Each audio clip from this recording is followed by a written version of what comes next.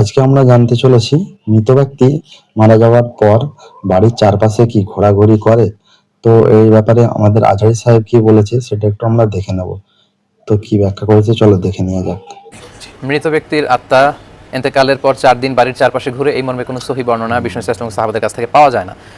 যেটা পাওয়া যায় সেটা হচ্ছে মৃত ব্যক্তিকে যখন কবরে নিয়ে যাওয়া হয় তখন মৃত ব্যক্তি তাদের সবকিছু দেখতে থাকে এবং শুনতে থাকে, এবং লোকেরা যখন তার সাথে সাথে যায় করা আনা আলাই, মানুষের পায়ের আওয়াজও তারা শুনতে পায়। এই বর্ণনা পাওয়া যায়। এবং যখন আল্লাহ তার রুহু তার অন্তরে ফিরিয়ে দিতে চায়, শুধু ওই মুহূর্তে আল্লাহ যখন তাকে এই সুযোগটা দেন, স্পেশালি তিনি দেখতে পারে। তাই বলে বাড়ির চারপাশে আত্মা ঘুরে বেড়াচ্ছে, ছেলেমেয়েরা কি করছে, মৃত আত্মা সব দেখতে পারে, বিষয়টি এমন নয়। এবং বিষ্ণু ইসলামের ক্ষেত্রেও বিষ্ণু ইসলাম ওনার কবরে এখন শুয়ে আছেন, তাই বলে আমরা কোথায় কি করছি বিষ্ণু ইসলাম যে ওখানে বসে সব দেখছেন, বিষয়টা এমন না। ঠিক শুধুমাত্র যখন মাত্র বিষ্ণু ইসলামের রুহুটাকে আল্লাহ ফিরিয়ে দেন তখনই বিষ্ণু ইসলাম ওই বিষয়টা জানতে পারেন। মালাইকাতু সাইয়াহিন আছে, কিছু ফেরেশতা আছে যারা সবসময় ঘুরে বেড়ায় যে তার উম্মতেরা, বিষ্ণু ইসলামের উম্মতেরা আমরা কখন বিষ্ণু ইসলামকে সালাম পাঠাই।